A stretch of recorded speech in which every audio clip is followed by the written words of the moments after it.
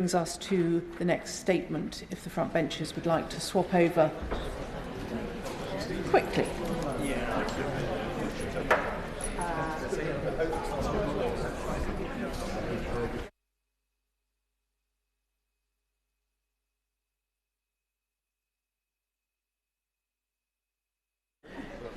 Statement.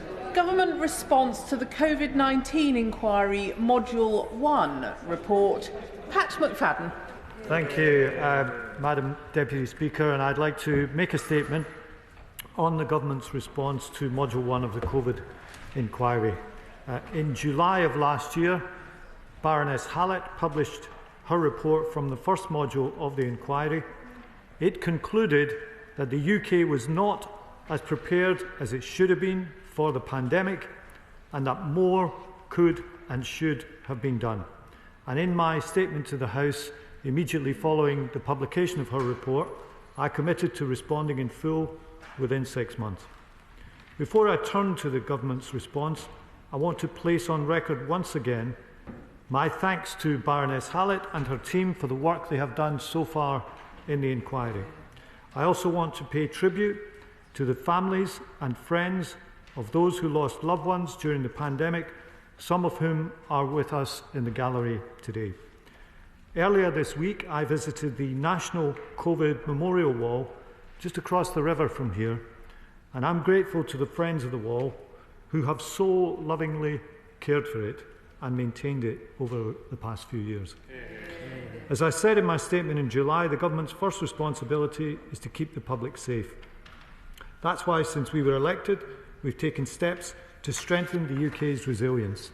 I announced a review of national resilience. Work upon that review is proceeding, and I will update the House upon its conclusions in the spring. The Prime Minister has established a single Cabinet Committee for Resilience, which I chair, and which meets to ensure clear and rigorous ministerial oversight. We have adopted the 2023 Biological Security Strategy to protect the UK and our interests from significant biological risks. In April, the new UK Resilience Academy will be launched. It will train over 4,000 people in resilience and emergency roles every year and help them plan for and manage a range of crises, including pandemics. And I should also acknowledge, as I did in my first statement back in July, that in some areas these improvements build on work carried out by the previous administration. The improvements that we've made to our resilience have been put to the test over the past 6 months. These include the Prime Minister chairing a number of emergency COBRA meetings to address the violent disorder that occurred over the summer, and working across our 4 nations to anticipate and contain Clade 1 Mpox cases in the UK. Since July, we've also sent 2 emergency alerts to provide advice to the public in life-threatening situations. During Storm Dara, for example, because of a very rare red danger to life warning, the alert was sent to over 3 million people in affected regions, and more recently we issued a very localised warning over flooding danger. The Government will carry out a full national test of the emergency alert system later this year. This will ensure the system is functioning correctly should it need to be deployed in an emergency. The COVID Module 1 inquiry found that years of underinvestment meant that pandemic planning was not a sufficient priority.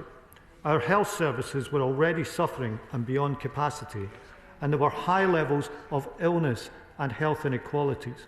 All of this meant that the state was ill-prepared to manage a crisis on this scale. So apart from the specific recommendations, that is why that delivering on the Government's missions, particularly in this context, building a National Health Service fit for the future, will contribute in very important ways to the UK's resilience. Pandemic planning and resilience is not just about specific resilience measures. It is also about making sure that the underlying fundamentals of our country are strong. And I thank the devolved governments for their cooperation in preparing a response today. We will continue to work together for the safety of the communities we serve. Turning to specifics, there are 3 new commitments in particular I wish to highlight.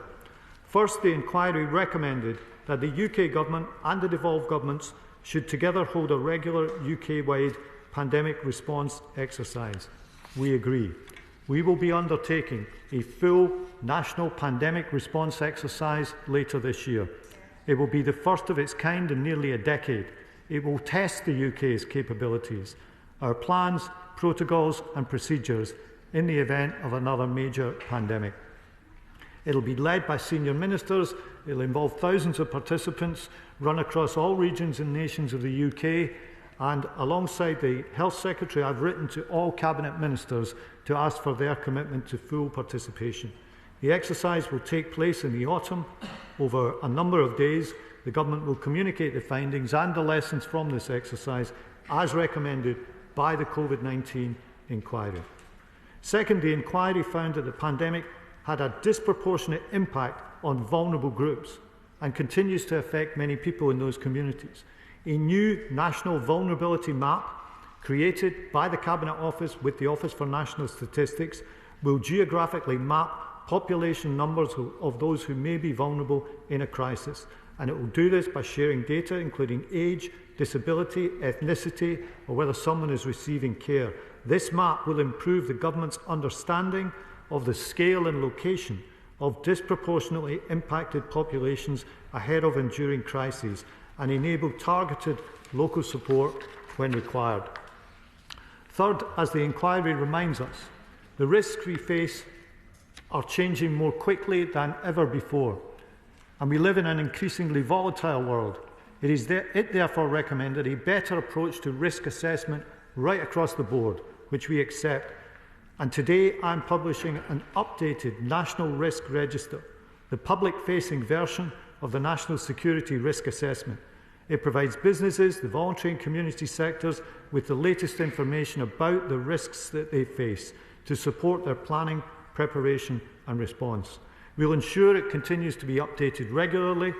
A significant proportion of the risks will be subject to reassessment over the next few months, and we'll publish a further updated risk register as needed once this process is complete. I want to mention two further recommendations where the Government accepts the underlying objective and proposes to take these forward in specific ways. First, the inquiry recommended Cabinet Office leadership for whole system civil emergencies in the UK. We agree with this. For whole system emergencies, such as a pandemic, of course, the centre of government needs to play a lead role. But for lower scale emergencies, we believe that the lead department model still has value. It remains important for government departments with the day-to-day responsibility for an issue to lead the work to identify serious risks and ensure that the right planning, response and recovery arrangements are in place. Therefore, in some circumstances, we will retain the lead government department model, because in these cases, responsibility and oversight should sit with the body with the best understanding, relationships and mechanisms for delivery to identify and address risks. And there will be an enhanced role for the Cabinet Office to improve preparedness and resilience for larger scale catastrophic risks. Second, the question of independent input into the whole system, civil emergency preparedness and resilience. We agree with the need for independent strategic advice and challenge, including the use of so-called red teams. We are establishing 8 expert advisory groups to combat groupthink in our understanding of risks. Alongside this, through the Crisis Management Excellence Programme, we will increase training in red teaming. We want to work with the local resilience forums that exist around the country, who provide critical knowledge and expertise. And the Government is also committed to introducing a duty of candour on public authorities as a catalyst for a changed culture in the public sector to improve transparency and accountability. And we will welcome and draw on the expertise of multidisciplinary pandemic science institutes that provide world-leading academic and scientific expertise, such as the excellent Liverpool Pandemic Institute, which I was pleased to visit yesterday. Of course, in the end, the Government must remain responsible and accountable for the policy and resource allocation decisions it takes. But we believe the external input of these bodies can add value to that decision-making. The impact of the Covid-19 pandemic was unprecedented in modern memory. It caused the loss of far too many lives. My thoughts and the thoughts of the whole government continue to be with all of those who lost loved ones during the pandemic. Many of them feel grief, but not only grief, also anger that, as Baroness Hallett's report sadly confirmed, the country was not as prepared as it should have been. My department will monitor the implementation of the commitments made in response to the Covid-19 inquiry. And in all of this, we must remember that the next crisis may not be the same as the last. There is a need for flexibility in our planning and learning, and we'll build this into what we do. The Government also remains committed to engaging fully with the inquiry and awaits Baroness Hallett's findings and recommendations in subsequent module reports as she continues her important work. And I commend this statement to the House. Shadow Minister Richard Holden. Thank you very much indeed, Madam Deputy Speaker, and I'd like to thank the Minister for advanced side of his statement today and join his tribute to Baroness Hallett for her report. We all know how challenging the pandemic was, and sadly how the fact that far too many lives are lost, and I pay tribute to all the victims from across our country and the world. This is why the Conservative Government put into place the inquiry, and former ministers have been cooperating with its work, and I thank the Chancellor of the Duchy for acknowledging that in the House today. It is clear from the investigations and findings of the inquiry so far that response times and processes were too slow and disjointed. We know this and we recognise this, but it is also clear from the work of this inquiry that there was also an incredibly challenging process and that there are no easy answers. Module 1, as we have examined our country's pandemic resilience and preparedness. So I'll focus on that today. In the response, the Government has identified a number of overarching implementations from the module recommendations. We are broadly supportive of the Government's direction.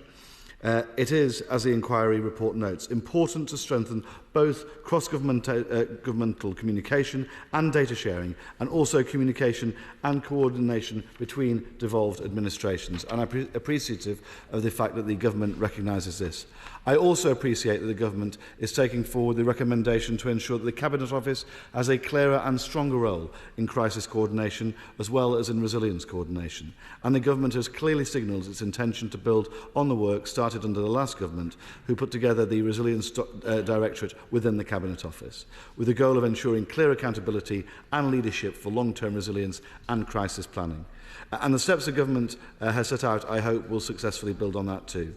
I'm also thankful that the Government is building on works which the last Government set the foundations of around the Resilience Academy, and I look forward to tracking that progress as it goes forwards. But I also appreciate the Government have set out the intentions to strengthen the articulation of requirements for resilience and emergencies training qualifications, and this is also an important point to note.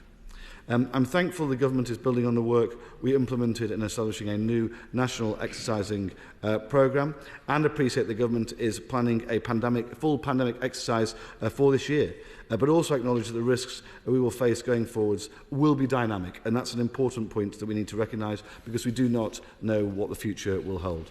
So I hope that the pandemic exercise will involve cross-cutting segments of microbial resistance and technology infrastructure as well, which we know are going to be some of the key challenges that continue to grow in importance for the future. I recognise here that Government has also emphasised the holistic work that can be conducted across organisations of all types as a result of the highly transparent risk register we first published in 2023, and I appreciate that the Government setting out their intention to build on this and offer a wider range of scenarios and frameworks to the register in future. But I must say that the Government does not seem to all throughout fully recognise that there also is far too much complication in the system. This risks masking fundamental matters of cross-governmental coordination with political measures. And while I recognise in the Government's response the desire to ensure independent input into the whole system, civil service emergency preparedness and resilience, and in doing so establish a number of expert advisory groups, I would caution the Government that these have to be backed up also by real accountability and progress tracking, so to ensure that the work conducted by these teams is clearly enacted in a transparent way for clear reasons. So they're not just talking shops. The government has announced a significant number of reviews, consultations and task forces. We know that without real accountability and framework clarity, these risk only being a temporary solution to long-term issues. And in particular, this is obviously a particular concern when it comes to national resilience. And so while we support the government's direction here, I do want to raise just a couple of questions. With regarding to the, particularly to recommendation 3 around the mapping which the Minister mentioned, very welcome there. I just wanted to, if he could expand a little bit on the combined impacts of different perhaps vulnerabilities for certain groups and how they can be overlaid within that mapping process. Regarding to recommendations 4 and 5, the whole system emergency strategy and that crucially that data element as well. Is the data there to support the strategy? What levels of confidence does he have that in the moment?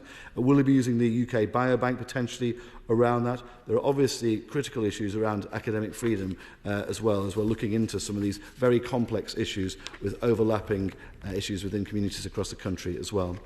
In recommendation 6, I just wondered if he could elaborate what response so far he's had to the devolved governments. He said they've been very positive. If you could just go a little bit further. And in response to recommendation 9, particularly around the red groups, it did sound good to have those groups there, but I was worried a little in his statement when he said we are establishing 8 advisory groups to combat groupthink, and that's just sound a little bit of a tautology. I just want to ensure that those groups will be properly independent and ensure that challenge is actually provided to what the government's planning to do. With regards to recommendation 7, just briefly, Madam Deputy Speaker, this is quite an important point around the reporting back on those reporting back the findings of the big nationwide investigations that are going to be undertaken. And it was just around the publishing and the timeliness. The report asked for 3-month publications. Could the Minister speak to that? And also around the issues at the moment. The Cabinet Office said there is scoping and testing solutions to resolve multi-agency reports. And I just wondered if the Minister could speak to that too. Finally, and thank you for your indulgence, Madam Deputy Speaker, we must not lose sight of the fact that there are shifting landscapes within this, and this is going to be a very long-term thing that we're looking at in response to this.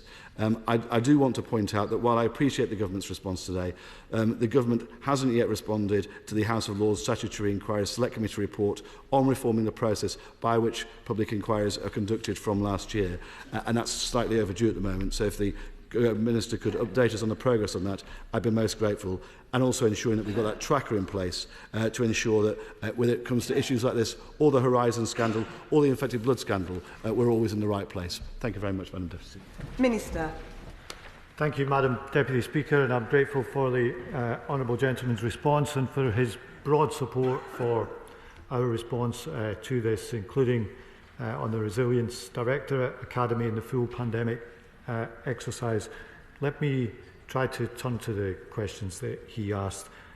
On the mapping, the data is getting better. One thing that has improved over time is the government's ability to gather and to use data, and it's important that we do that as well as we can. Data has been described as the new oil, and it's important that the government, which has access to good data around the country, uses that in this case to map vulnerabilities and to try to make sure that the next crisis doesn't expose the kind of cracks in our society that happened the last time around. He asked about work with the devolved governments. Around those tables, people are not always of the same political party or outlook, but I have to say that on this issue, in my experience in the last 6 months, the spirit has been good. It's been one of cooperation. It's been underpinned by the common understanding that when it comes to an issue like public protection, the public don't really care about your political differences. They expect all of us, whatever our political stripe, to work together for their safety and their common good, and that's what we should do. This issue of red teaming and challenge is important, but it's got to be put in the context. He mentioned accountability. And I said in my statement a few moments ago, accountability for the policy and resource allocation decisions has to ultimately rest with the government. So we are all for challenge, we're all for independent input into that, but at the end of the day, that's where the accountability lies, and that's who has to take the resource allocation decisions. We will publish the findings of the pandemic exercise. I do want us to see inquiries come to conclusions more quickly so that people victims of injustices can get justice more quickly. And the final thing I would say in response to him is he is right to say that the future may not be the same as the past, and that's why flexibility has to be built into all of this. Bill Esterson. Thank you, Madam Deputy Speaker. Can I thank my right honourable friend for his statement? I've been reflecting on those friends who sadly died during the pandemic whilst listening to his statement and to the Shadow Minister's answer. I'm sure everybody in the House will have their own examples. He mentioned the need for a new national pandemic planning exercise. After the last one of the press reports suggested that a recommendation was for senior ministers to act quickly if a pandemic hit us. Can he confirm that one of the ways in which, on his watch, improvements will be made in our preparation will be that senior ministers are ready and will make decisions in a timely fashion? Minister. I thank my honourable friend for his question, but this will all be tested in the exercise we plan to do next year. Now, past planning exercises, of course, sometimes plan for the wrong thing, and that is the danger here, and that's why I say all the time we've got to make sure that we learn from what happened through the pandemic a few years ago, but not make the assumption that the next pandemic or the next crisis is going to be exactly the same, and that's what we've got to do. Liberal Democrat spokesperson Alison Bennett. Thank you, Madam Deputy Speaker. The findings of this inquiry are a harsh confirmation of what we already knew. They are that the UK was woefully unprepared for this pandemic. The focus was wrong, the leadership was lacking, and the lessons from past crises were not learned. I'm sure I speak for all honourable members when I say that our hearts remain with those who lost loved ones during that tragic time, and thank those family members who are in the gallery today to join us. To do right by them, crucially, we must ensure this is a turning point. It is essential that the new government takes swift and decisive action to prepare for next time. And so I welcome the Minister's announcement of a pandemic response exercise this autumn, but I ask, will this be a one-off or are further exercises planned? And if they are, how frequently? And as well as the different, more proactive approach to disease outbreak preparedness that Baroness Hallett cites in her report, we must invest in public health rather than simply throwing money at crises when they materialise. So, a second question. One of the key findings is that health inequalities and a less healthy population has left the nation less resilient. Does the Minister agree with me that public health should be a priority? And does he agree with me that the public health grant, with the proportion set aside for those experiencing the worst health inequalities to co-produce plans for their communities, would be a step in the right direction? We need to help more people live more years of their life in good health. And when I think back to those COVID years, I think of the appalling loneliness and isolation of those in hospital and care homes. So does the government agree that patients and care home residents should be given a new legal right to maintain family contact in all health and care settings? And finally, in terms of resilience forums, will the Minister confirm what funding plans there are in the future for resilience forums? I was aware before Christmas that there was some lack of certainty about that, certainly what I was hearing from my own Sussex Resilience Forum. We cannot risk our country not being ready for the future, and these are important questions. Thank you. Minister. Thank you, Madam Deputy Speaker. The most fundamental thing, apart from specific recommendations or specific changes, is the underlying strength of the country and its services. And that is nowhere more true than in the National Health Service itself. And that is why the budget, which has been attacked a lot, put the resources in to start to begin to turn the health service round. Because you can have the forums, you can have the structures, you can have the processes, but the underlying strength of the country is the most important thing. She asked about the exercise this autumn. I very much hope it won't be the last, and the inquiry recommended that these happen on a regular basis, but it's going to be the first for many years, and we want to make sure we learn as much from it as possible. And in terms of funding for local resilience forums, they play an important role. We were able to put some increased resources into local government in the next financial year, and this area, as with others, will have to be considered in the round in the spending review that will be published later this year. Graham Stringer. Madam Deputy Speaker, I'm less sanguine about this report than my right honourable friend on the front bench. The report, or it's part of a report, isn't it, which is difficult to assess when you don't know what the rest of the report will say, has been too expensive and it's taken too long to produce. And reading it, it doesn't seem to me that some of the fundamental questions that I would like answered and my constituents would like answered. What were the cost-benefit analysis of the decisions taken during lockdown, for instance? Well, lockdown itself, was that a benefit or disbenefit? Was effectively closing down the NHS apart from COVID patients? What was the cost of that?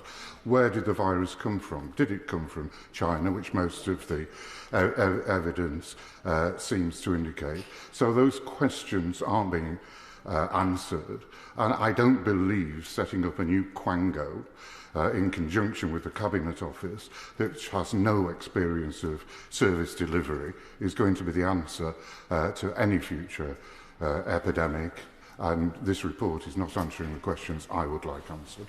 Minister. Thank you, Madam Deputy Speaker. I hope my honourable friend doesn't think I'm sanguine. I'm not sanguine at all. And anyone who reads the National Risk Register shouldn't be sanguine, because, as I said in my statement, we live in a world of risk and vulnerability. In terms of the inquiry's work, the inquiry is independent and is not instructed by the government in terms of the specific areas it goes into. It has 10 modules. It's decided by the inquiry itself because it is an independent inquiry. Sir Bernard Jenkins. Thank you, Madam Deputy Speaker. May I kind of echo the sentiments of the honourable gentleman from Middleton and Blackley and Middleton South about expressing concerns about this inquiry. The right honourable gentleman, the Minister, has been clear that he wishes it was not taking quite so long. It's taking far too long. And what can we learn from other countries about how they have conducted their lessons learned exercise in order to make sure that the people watching these proceedings who lost their loved ones, feel that something has been done and something has been done in good time. This is by no means the first public inquiry that has taken too long. The right honourable gentleman is in the great position not being responsible for the setting up of this inquiry, but will he set out what he thinks we should learn from failed and lengthy inquiries in order to make sure that we do these very urgent lessons learned exercises very much more quickly, because the next emergency could strike tomorrow. We haven't got time to hang around and have these very long blame-fest inquiries with criminal lawyers asking gotcha questions to get headlines. Minister. Thank you, Madam Deputy Speaker. And I think in the honourable gentleman from the front bench's response, he also asked about the general question of inquiries. I do believe there's a legitimate question to be asked about, can there be a quicker way for the state to admit when it's wrong and get justice for the victims. But it's important in the processes that we set up that we don't lose the valuable question of independence, and we don't lose the valuable capacity these inquiries have for the victims themselves to have a voice which has sometimes been denied in other areas. But we have to have a system where the state can admit when it gets things wrong and get justice who have felt the consequences of that happening. Ben Carman. Thank you, Madam Speaker. I was a cabinet member during COVID responsible for public health, and I had to listen to the Right Honourable Member's statement today. I feel so relieved that we are about to replace the chaos that was experienced by me and so many people across the country at that time with a forward-looking, orderly, strategic approach. And I'm particularly pleased by, among the many things that have been mentioned, by the idea of creating a national vulnerability map, because that's hugely needed. May I just ask, hearing that the Department is going to monitor the implementation of the commitments that have been made in response to the inquiry, will the Department then come to this House, will he come to this House regularly to update on the implementation of those commitments? Thank you, Madam Deputy Speaker. This is just Module 1. There are other modules to be published, and so I will update the House in some form when the Government responds to those. And of course, on top of that, there are regular opportunities to question me and the ministers in the office, either at oral questions in front of select committees and so on. Danny Kruger. Thank you very much, Madam Deputy Speaker. May I associate myself with the observations of the Honourable Member for Middleton, for Blackley, Middleton South, and also my right honourable friend for Harwich.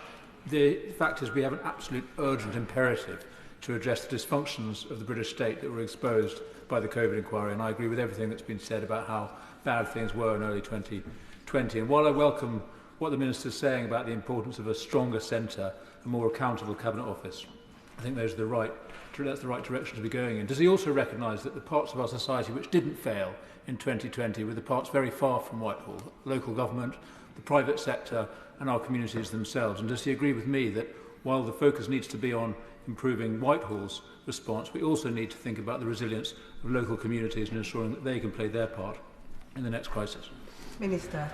I think the Honourable Member makes a very good point, and my experience in Wolverhampton, which I represent, was the local authority did a great job of looking out for vulnerable people. An inquiry, perhaps by definition, places the emphasis on things that went wrong, but there was a great deal of experience during the pandemic which showed the best of society and people looking out for one another and helping those who were vulnerable, and so we should draw on the things that went well as those that went wrong.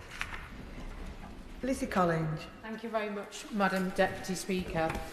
In my previous role in health scrutiny in Lancashire, I got a bit fed up of hearing from Conservative politicians that no one could have seen COVID coming, as if a global viral pandemic was not top of the NHS risk register for years, as if epidemiologists didn't warn authorities that it was a matter of when, not if. So does the Minister agree with me that it was a disgraceful abdication of responsibility when the former government pleaded ignorance to the well-known risk of a global viral pandemic? Thank you. I thank my honourable friend for her question.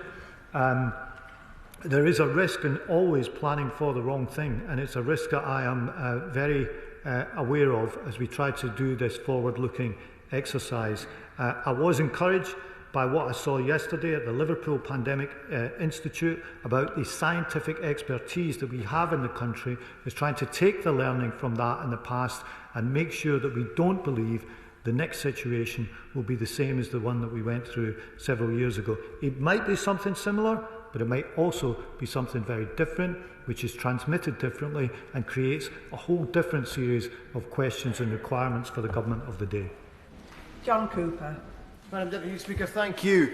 I'm delighted to hear that relations with the devolved administrations are now on a collegiate basis. I have to say that my experience as a lowly Special Advisor with the Scotland office at the tail end of the pandemic was nothing like that at all. It was very, very difficult, and we faced constant battles with the Scottish Government, who wanted to get their oar into areas that really were nothing to do with them, constantly wanted change for the sake of change. So I am relieved to hear that the Cabinet Office seems to be taking a lead in this. Can the Honourable Gentleman assure me that going forward, and heaven forfend that we face another situation like the COVID pandemic, but we probably will, can he assure me that we will have a chain of command which makes it clear who is in charge, and it must be this sovereign Parliament?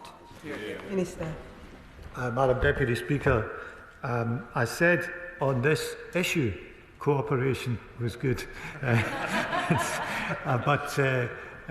Of course, we live in a world where that might not always be the case on everything. But I do think when it comes to public protection, people should leave their politics at the door and ask themselves just one question, which is how do we protect the public and how do we get the country through this? Joanna Baxter. Thank you, Madam Deputy Speaker.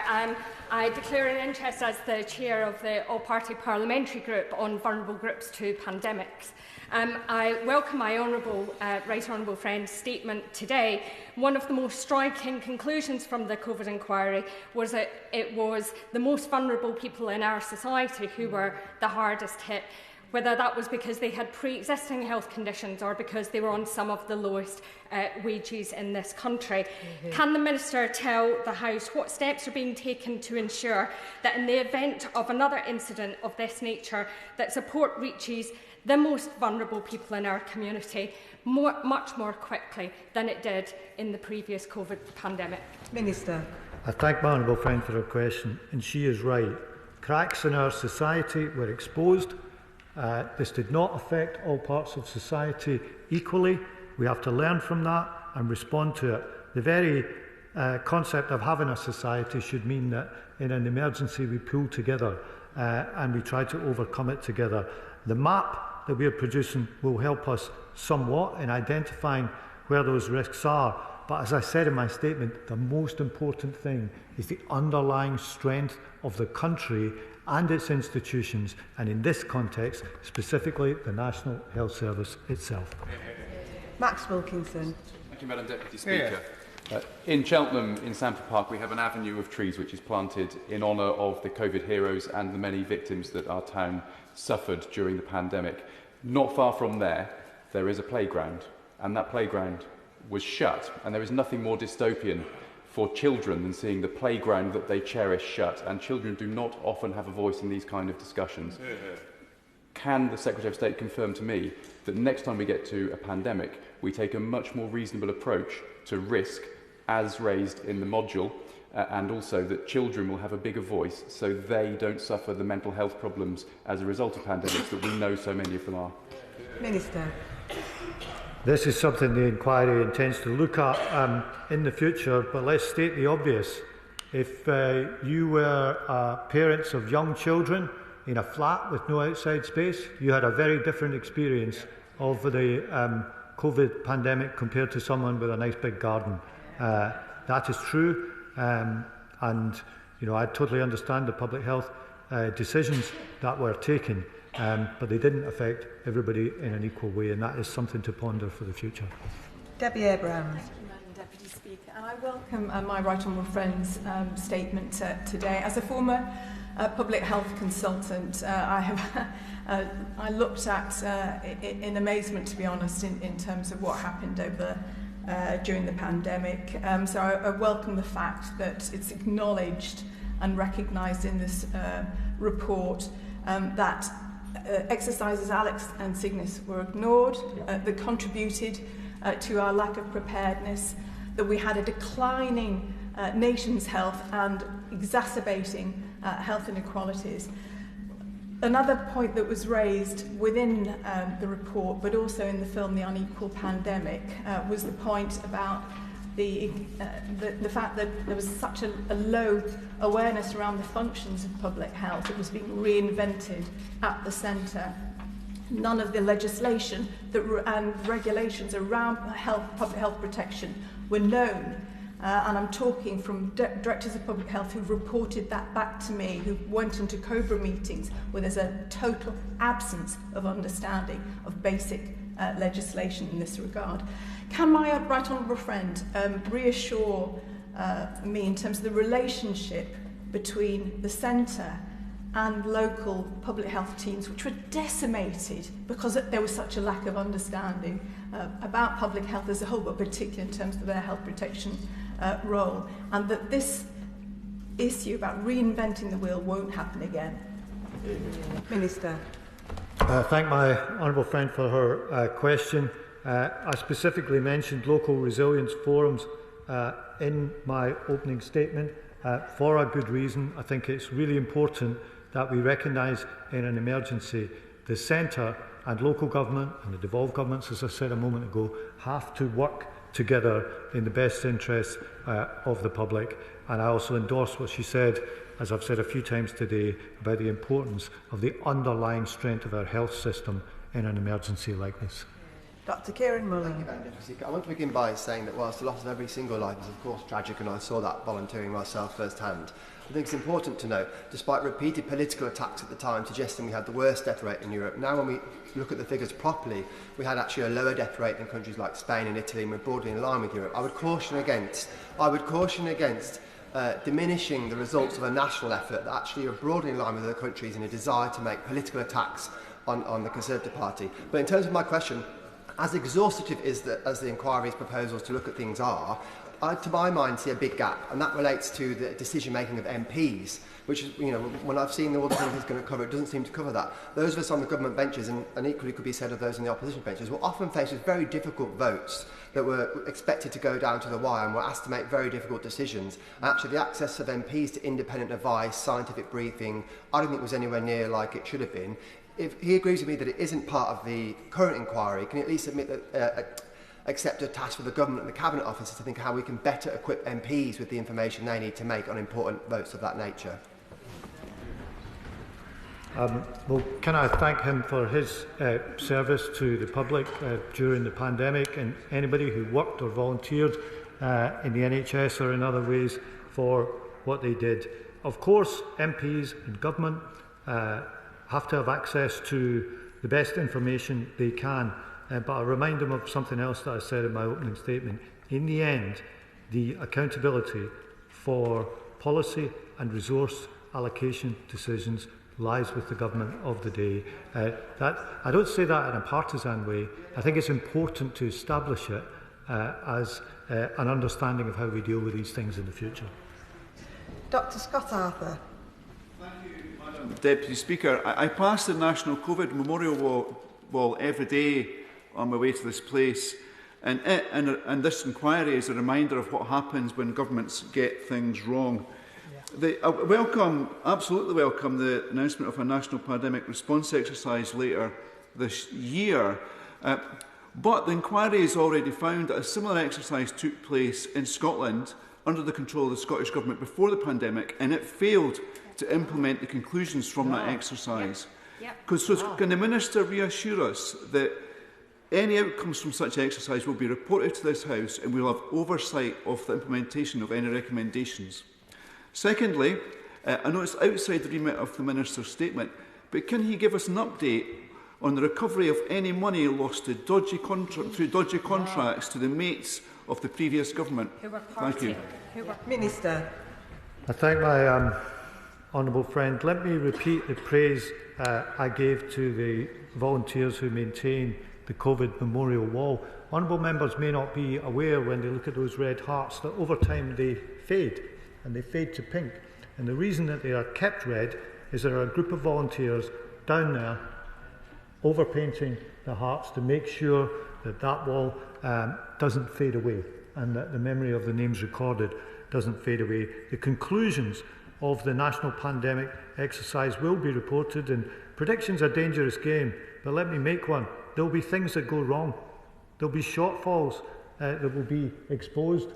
Not everything will go right, but that's part of the purpose of doing an exercise like this. So I'm happy to assure him about that in terms of learning from it and the conclusions. Seamus Logan. Thank you, Madam Deputy Speaker, and I thank the Minister for advance side of his statement. I also completely agree with him that in these matters, the public, don't care about party political differences. Now, I note his commitment to an independent whole systems, civil preparedness and resilience process going forward. I'm just looking for some reassurance that there will be the full involvement and consultation with devolved governments in that respect. And like the honourable member opposite, I want to press him on this issue of recovery of some of the very wasteful PPE contracts which were awarded during the pandemic. As the honourable member will know, we've appointed a COVID fraud commissioner to try to recover as much as possible of some of the money that went wrong.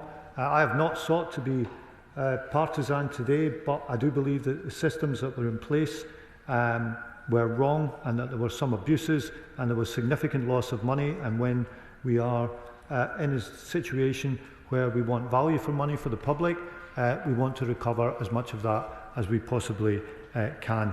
And I repeat, relations with the devolved governments on this kind of issue have been good so far, and I hope that that is a case that's maintained through this national pandemic exercise that we are planning. Andrew Louis. Thank you, Madam Deputy Speaker. We all lived through the pandemic, and we all came to see the immense value of our key workers. The bus drivers who had to continue to make those essential journeys, the carers who had no choice but to continue to provide close quarters care, and the posties, some of whom I met recently in Welwyn Garden City at their delivery depot in Bessemer Road, who told me that when they had conversations, socially distanced conversations on the doorstep with lonely residents, it was often the only human interaction that they had all day. Would my right honourable friend, the Secretary of State, reaffirm to me how important this government believes the role of key workers is, and that critically that we make sure that for the next pandemic we have measures in place to ensure that they are protected and supported? Minister. My honourable friend raises an excellent point. Let me echo his praise for all the key workers that he mentioned. We found out when the chips were down who was keeping the country going, and let me, from this dispatch box, thank each and every one of them for what they did to keep the country going during those very difficult times. Sir Christopher Sharp. Madam Deputy Speaker, the Minister quite rightly expresses sympathy for the victims of COVID-19, which is something we all share. But he hasn't mentioned anything about the victims of COVID-19 vaccines, of whom there are thousands, and we know at the moment that those people did the right thing. They took the vaccines. They weren't warned of the risks, and the Minister's been talking about risk assessments. There was a lack of risk engagement, and now we find that the compensation scheme, the vaccine damage payment scheme, is in place, but is not actually operating effectively or fairly, and the Health Minister keeps talking about possibly amending it, but every time he mentions that, it causes immense harm to all those people who are still suffering as a consequence of having done the right thing and taken the COVID-19 vaccines, when now many of them would have wished they didn't. Look, let me say to the honourable gentleman, I believe that the production of the vaccines and the distribution of them was one of the things that went well, that this country contributed to, and that the availability of vaccines helped us to overcome the pandemic. In those cases where there were adverse reactions, there is a scheme in place, as he said, and my right honourable friend, the Secretary of State for Health, has met people affected by this, and of course we want to help people affected by this through the kind of scheme that exists. Dr Alison Gardner. Thank you, Madam Deputy Speaker. Firstly, can I thank the Minister for commenting on the importance of multidisciplinary research. I know from my own previous research that's very important, particularly in the development of AI algorithmic risk prediction models. I also had the pleasure to speak to Professor Tom Solomon yesterday, the Director of the Liverpool Pandemic Institute, and which the Science, Innovation and Technology Committee had the pleasure of visiting recently. He impressed upon me the value of physician researchers in conducting groundbreaking research. Will the Minister agree with me it is vitally important we provide the time and funds to researchers such as Professor Solomon to help build our national resilience to future pandemics? Minister. Let me echo her praise of Professor Solomon and the work that he's doing, the work that the Pandemic Institute is doing.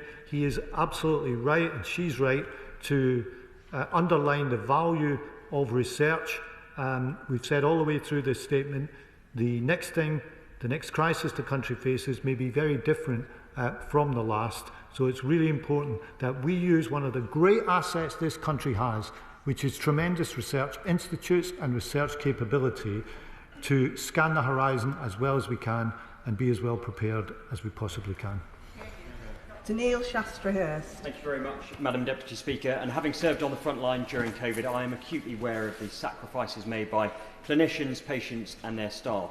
But part of the The solution to preparing for any future pandemics is ensuring that we've got robust epidemiological research. And I wonder if the Minister can go into some more granular detail on what assessment he has made of the current projects that have been commissioned by the Government. He's right about the need for robust research. I don't analyse the research projects one by one. I do thank him for his service, and I underline what I said a few times today, that the best insurance we can have in terms of responding to another crisis like the one that we went through some years ago is underlying strength of the country, is underlying strength of the NHS, and that's why we have made the decisions to put resources into it to help to turn it around and make it stronger in the future than it is today. Antonia Bands. Thank you very much, Madam Deputy Speaker. I spent the pandemic as a trade unionist at the TUC supporting now Baroness O'Grady to fight for the right to safety of working people. And the COVID inquiry heard time and time again about the impact of the pandemic on those on low wages and insecure work, people who had to go into work even when it wasn't safe or they couldn't feed their families, and they were disproportionately black and minority ethnic workers. So will the Chancellor make sure that the new National Vulnerability Map treats insecure workers as vulnerable for the purpose of crisis planning and resilience? And will he make sure that unions are key stakeholders in building the UK's resilience? I thank my honourable friend, and she's absolutely right to underline the need to thank the key workers, many of whom were low paid, many of whom did come from ethnic minorities, who kept the country going and sometimes had to put themselves at risk to help and protect the rest of us. So I absolutely thank her and those who represent working people for the work that they did during the pandemic. Steph Ackroyd. To the specifics of the Government's response to Module 1, I'm really interested to hear about the National Vulnerability Map, which could help with a range of things like digital exclusion as well as public health. I'd like to ask him about this on 2 points. Firstly, has he taken into consideration the findings of Chris Whitty's report in 2021 into coastal communities and their specific vulnerabilities? And also, could I urge him that, obviously this is a hugely valuable undertaking, but I don't want to see us create a one-trick pony. Could he possibly look to seize the bigger opportunity to build a better system for storing and using citizen data that could benefit everyone and get all sorts of people the support they need when they need it? Thank you. As I said a little while ago, data has been described as the new oil, and there are good reasons for doing it. And I believe there is a duty on government and the state to try to use that to get the best outcomes for the public. And part of this is an example of using data to map where our vulnerabilities are.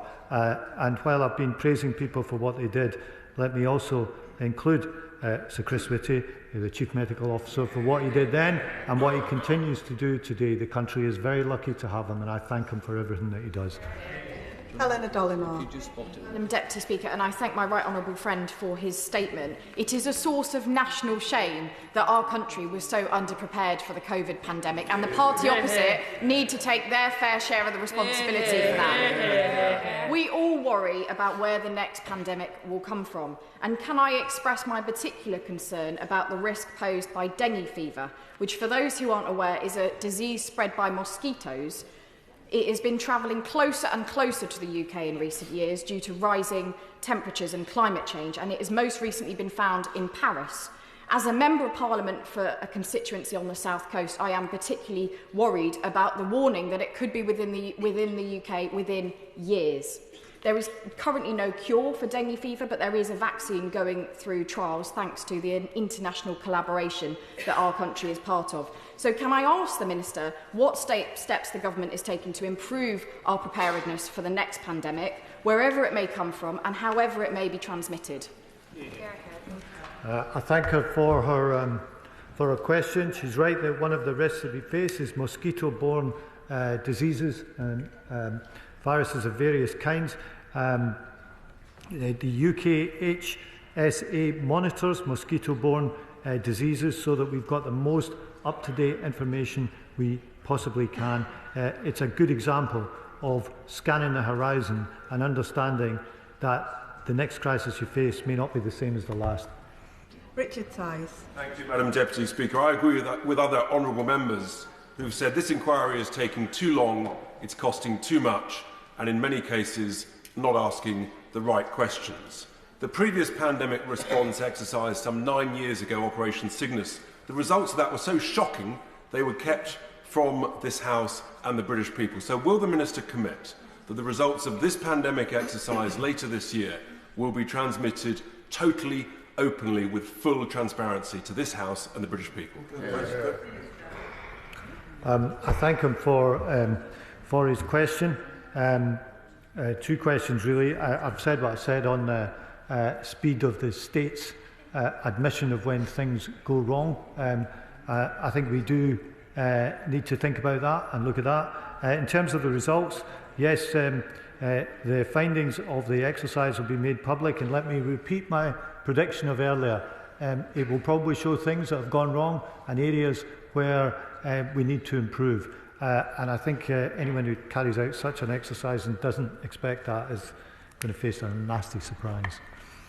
Anna Dixon. Thank you, Madam Deputy Speaker. One of the positives that we saw was an outpouring of neighbourliness. Churches and faith communities played a key role in mobilising support to those most in need during the COVID pandemic, delivering meals, shopping and prescription medications to those who were advised to stay at home.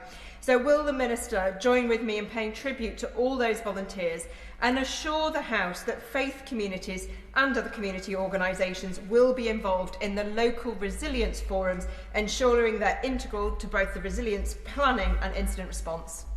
Thank you. Can I thank my honourable friend for her question? She's absolutely right. Many of these efforts showed the best of us and how much people were prepared to look out for one another. I was really touched by the efforts of, for example, the Sikh Gurdwaras in Wolverhampton in distributing food to people of all faiths and none, and by other faith groups and community groups who also did similar things to help the most vulnerable people during the pandemic. And the final question on this statement, Joe White.